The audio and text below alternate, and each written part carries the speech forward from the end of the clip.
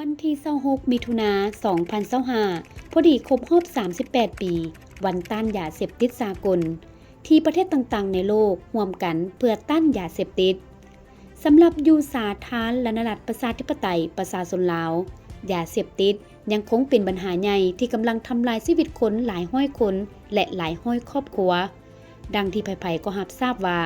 ยาเสพติดคือภัยร้ายที่ใกล้ตัวเส้น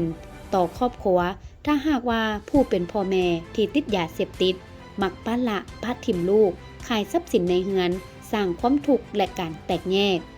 ต่อกับวัยหนุ่มนักเรียนเซนเกิดขึ้นก็แม่นการหยุดเรียนสูญเสียอนาคตเสียสุขภาพเป็นขี้ลักงัดแงะเพื่อซอกเงินมาซื้อยาเสพต่อกับชุมชนเกิดอาชญากรรมความบ่ปลอดภัยในสังคมทั้งหมดนี้คือภัยร้ายของยาเสพติดโดยเฉพาะยาเสพติดแบบใหม่ที่กำลังแพร่ระบาดเช่นน้ำกระท่อมหลายคนคิดว่าเป็นพืชธรรมชาติบ่เป็นอันตรายแต่ว่าความจริงแล้วเฮ็ดให้ติดได้คือกันกับยาเสพติดอื่นๆน้ำกระท่อมทำลายทุกส่วนของร่างกายเช่นตับหัวใจสมองปอดและจิตใจเฮ็ดให้คนเปลี่ยนไปบ่สนใจครอบครัวการเรียนการงานนอกจากนั้นยังมียาสูบไฟฟ้าหลายคนเข้าใจผิดว่าบ่เป็นอันตรายแต่มันผัดกลายเป็นประตูที่เปิดทางเข้าสู่ยาเสพติดอื่นๆเฮ็ดให้วัยหนุ่มติดง่ายมีสารเคมีทำร้ายปอดถือว่าเป็นยาเสพติดที่ร้ายแรงและแพร่ระบาดนำคนหุ่นใหม่เมื่อเป็นดังนั้นรัฐบาลจึงได้ประกาศให้การต้านยาเสพติดเป็นวาระแห่งชาติหมายความว่าเป็นปัญหาอันดับหนึ่งที่ต้องแก้ไขทุกคนทุกหน่วยงานต้องร่วมมือมีกฎหมายอย่างเข้มงวดเพื่อต้านยาเสพติดดังนั้นเพื่อร่วมใจกันปฏิบัติวาระแห่งชาติว่าด้วยการต้านยาเสพติดและเนื่องในโอกาสวันต้านยาเสพติดสากล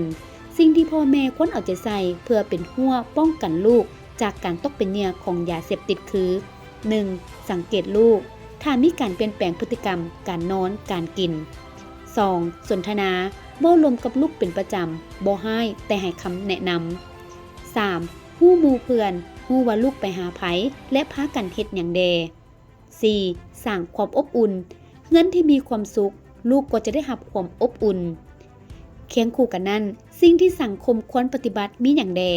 นั่นก็คือให้การอบรมครอบครัวที่มีปัญหาแทนที่จะเมินเสยหรือหลีกเลี่ยงสร้างกิจกรรมที่ดีให้ไว้หนุ่มเส้นกีฬาศิลปะและอื่นๆและถ้าหากว่าคนในครอบครัวติดยาอย่าปะทิ่มเพราะยาเสพติดแม่นพยาธิที่ปิ่นปัวได้ให้ความช่วยเหลือเส้นห้องหมอศูนย์บำบัดให้การช่วยเหลืออย่างเต็มที่การให้กำลังใจเส้นครอบครัวหรือคนอ้อมข้างต้องให้กำลังใจคำเว้าหรือการแสดงออกต้องสื่อถึงความหักและอยากให้กลับมาเป็นคนดีท่านผู้ชมที่เคารพ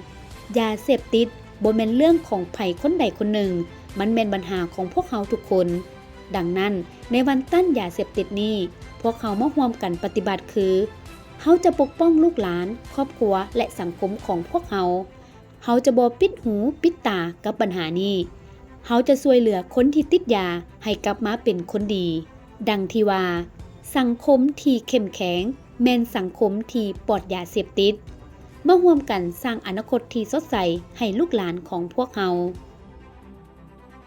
สมเสยวันต้านยาเสพติดสากลครบรอบ38 ปี